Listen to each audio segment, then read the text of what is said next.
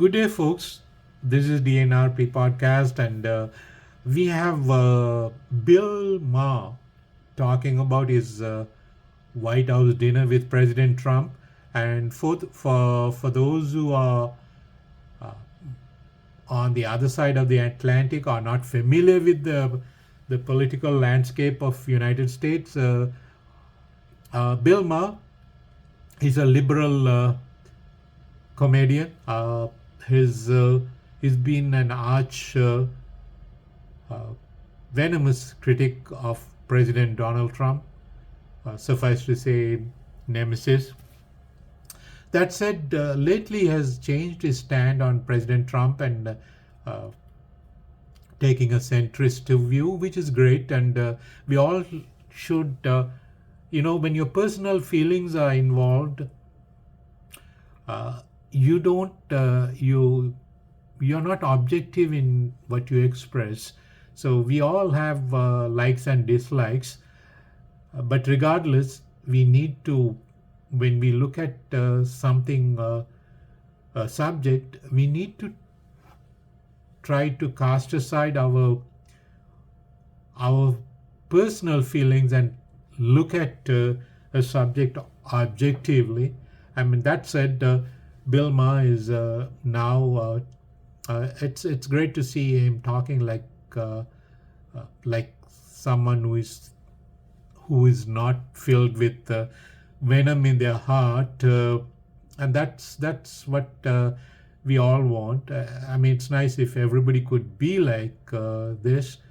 Regardless, still people, and see, you cannot educate uh, stubborn people, and it doesn't cost money to have an opinion. Any idiot can have an opinion, but it just seems the more uninformed people become, they're not merely holding an opinion, they become opinionated, and such people are difficult to be educated, and because they put their personal feelings ahead of facts. But suffice to say, all that aside, let's listen to what Bill Maher has to say about his White House dinner with President Trump. Here we go. Years ago, I had dinner with President Trump, a dinner that was set up by my friend Kid Rock, because we share a belief that there's got to be something better than hurling insults from 3,000 miles away. And let me first say that to all the people who treated this like it was some kind of summit meeting, you're ridiculous. Like I was going to sign a treaty or something. I have no power. I'm a fucking comedian, and he's the most powerful leader in the world. I'm not the leader of anything, except maybe a contingent of centrist-minded people who think there's got to be a better way of running this country than hating each other every minute. So, thank you. So, meet up in person. Maybe it'll be different. Spoiler alert, it was. First good sign, before I left for the Capitol, I had my staff collect and print out this list of almost 60 different insulting epithets that the president has said about me. Things like stupid, dummy, lowlife dummy, sleazebag, sick, sad, stone cold crazy. Really a dumb guy, fired like a dog, his show is dead. The 60. I brought this to the White House because I wanted him to sign it, which he did.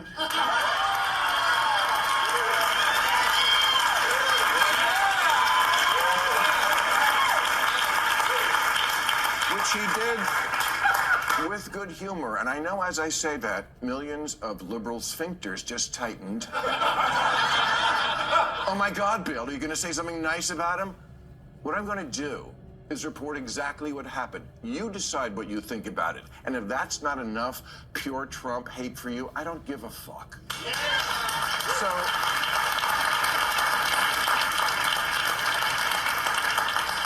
So no, I didn't go MAGA. And to the president's credit, there was no pressure to. After we left the Oval Office, he showed me the little room off the office, you know, the one where Clinton used to. Okay. The blowjob room. Okay. Well, not anymore. That's where they keep the merch now. It is. And he gave me a bunch of hats, but he didn't ask me to take a picture in one, which I appreciated. The guy I met is not the person who the night before the dinner shit-tweeted a bunch of nasty crap about how he thought this dinner was a bad idea and what a deranged asshole I was. I read it and thought, oh, what a lovely way to welcome someone to your house.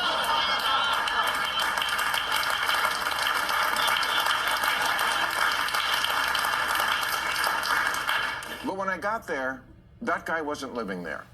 Now, does Trump want respect? Of course. Who doesn't? My friend said to me, what are you going to wear to the White House? I said, I don't know, but I'm not going to dress like Zelensky, I'll tell you that. But, okay. Just for starters, he laughs. I'd never seen him laugh in public, but he does, including at himself. And it's not fake. Believe me, as a comedian of 40 years, I know a fake laugh when I hear it. And I thank you for them. No.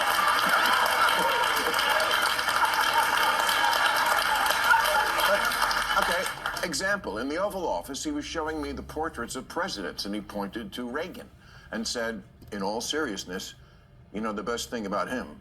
His hair.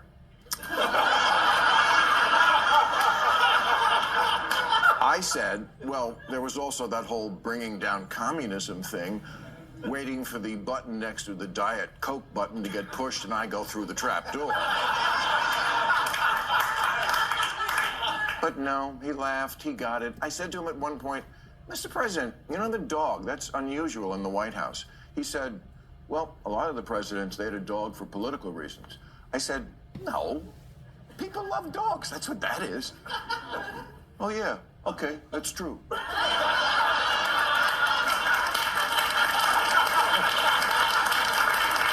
telling you what happened. At one point, we were walking through his amazing tour of the whole house. And I don't remember exactly what we were talking about, but it must have been something with the 2020 election, because I know he used the word lost. And I distinctly remember saying, wow, I never thought I'd hear you say that. He didn't get mad. He's much more self-aware than he lets on in public. Look, I get it. It doesn't matter who he is at a private dinner with a comedian. It matters who he is on the world stage. I'm just taking as a positive that this person exists, because everything I've ever not liked about him was, I swear to God, absent, at least on this night with this guy. Bob, Kid Rock, told me the night before, he said, if you want to get a word in edgewise, you're going to have to cut him off. He'll just go on. Not at all. I've had so many conversations with prominent people who are much less connected, people who don't look you in the eye, people who don't really listen because they just want to get to their next thing, people whose response to things you say just doesn't track, like, what? None of that with him. And he mostly steered the conversation to, what do you think about this? I know, your mind is blown, so's mine.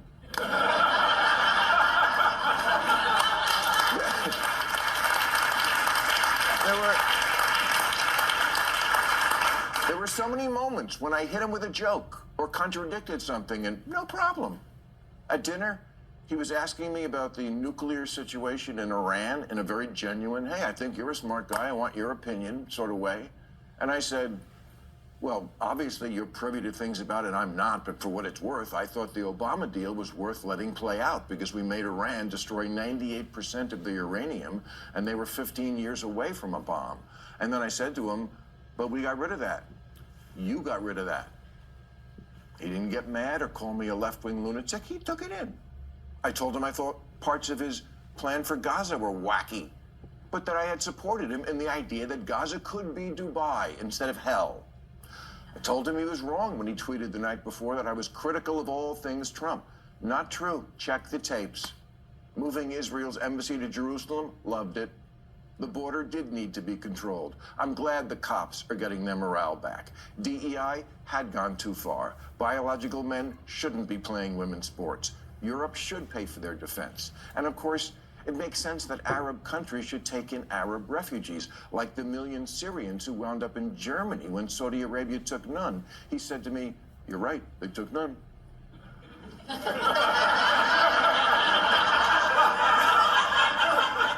I said, "Well, you should remind your boyfriend in Saudi Arabia that the next time you see him."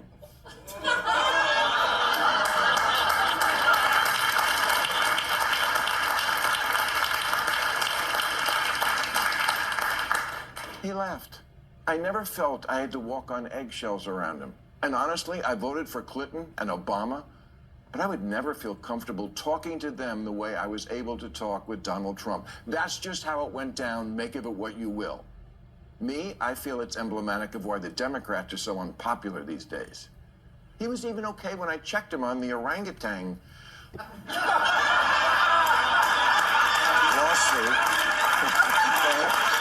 He was.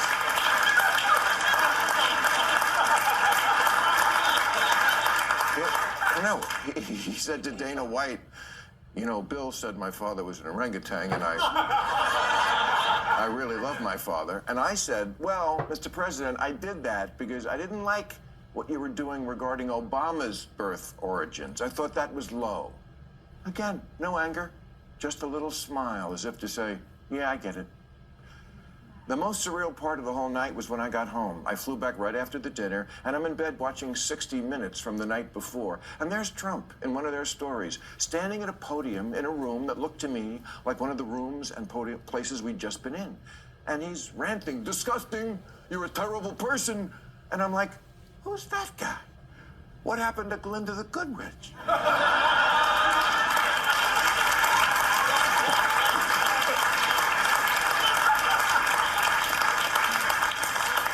And why can't we get the guy I met to be the public guy? And I'm not saying it's our responsibility to do that. It's not.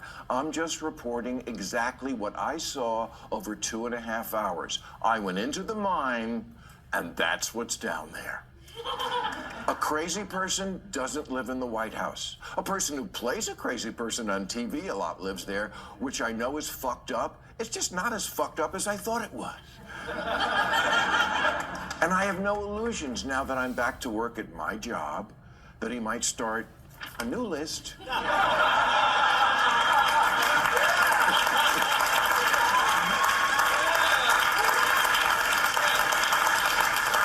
Because I don't have a good feeling and will be critical about a lot of what he's doing. The trade war and disappearing people, ruling by decree, threatening judges, gutting the government with glee.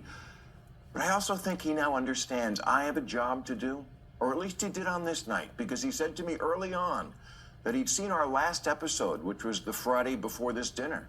And he said, "I thought maybe you'd be nice, but you hit me really hard." I did, because I'm not going to pull my punches that presidents get to propose a third term for themselves. He understood that, and without animus. That doesn't mean he's not going to try to do it.